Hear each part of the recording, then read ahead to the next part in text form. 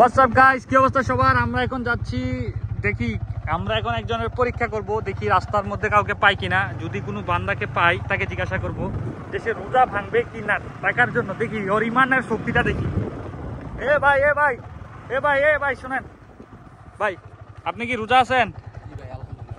রোজা আছেন ভাই? এখন আপনাকে পরীক্ষা করা যাবে ভাই। আপনি যদি রোজা ভাঙেন আপনারা নগদ 5,000 টাকা দেবো, আর এই বাইকটা দিয়ে দেবো। এই দেখেন, এই বাইকটা দিয়ে দেবো আপনি যদি রোজা ভাঙেন। দেখছেন এই আপনার যে শখের বাইক, মানুষের শখের বাইক, এই বাইকটা দিয়ে দেবো। আপনি কি রোজা ভাঙবেন টাকার জন্যে?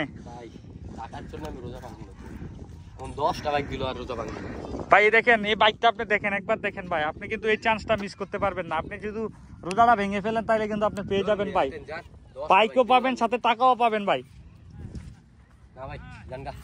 না না ভাই, আপনি কি ভাঙবেন ভাই? দেখছেন ভাই গাইস, সে রোজা ভাঙবে না, টাকার জন্য ভাঙবে না, বাইকের জন্য ভাঙবে না। এটা ইমানের শক্তি গাইস, এটা ইসলামের পাওয়ার।